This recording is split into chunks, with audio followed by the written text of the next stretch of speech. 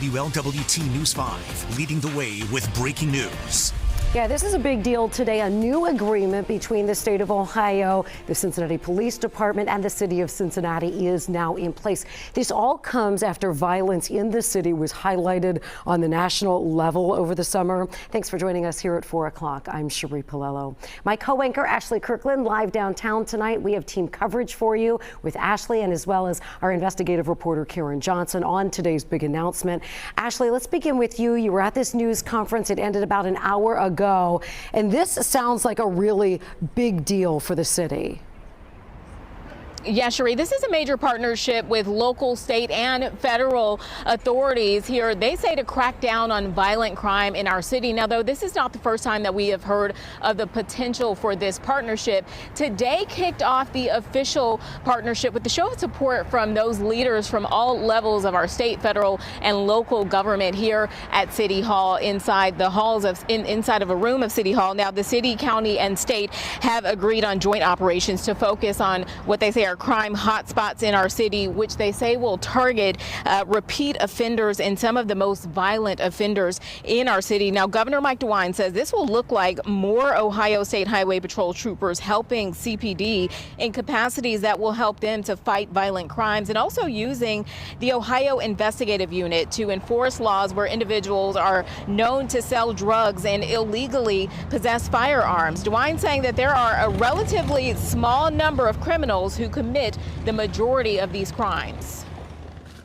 The city, the police department, and the state have signed an agreement to bring the Ohio State Highway Patrol into Cincinnati to begin carrying out regular violent crime reduction operations side by side with the local Cincinnati police.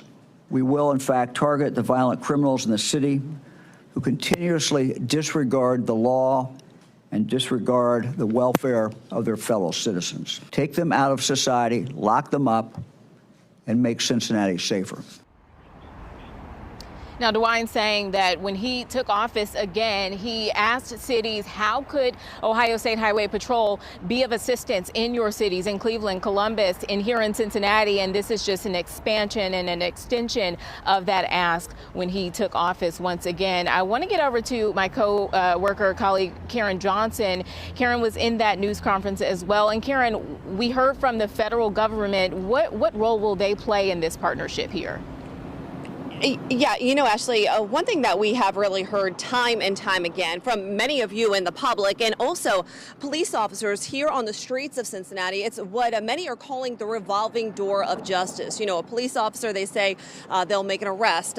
Someone will, have their arraignment, and then they are only released back out on the streets by judges, whether it's a low bond, an OR bond. Well, U.S. Attorney for the Southern District of Ohio, Dominic Gerace, was at today's announcement. He and Governor DeWine both spoke about how the plan is to go after repeat violent offenders at the federal level. Gerace says he feels they are equipped to handle the extra caseload, and a federal agent, he says, does not have to be present every single time a local police officer makes an arrest. We can take cases where a gun is seized at a traffic stop from a CPD officer on a violent offender, someone with prior offenses for aggravated robbery, aggravated burglary. We also, screen these cases, and as the governor mentioned, we're looking at taking these cases on repeat violent offenders, folks that warrant federal attention. And so I'm confident we have the resources. I'm confident that we will get the resources we need. We're engaging in partnerships with the Hamilton County Prosecutor's Office, with Connie Pillich's office, to make sure that we have an open line of communications when we have an offender who potentially is subject to some state charges and also federal charges.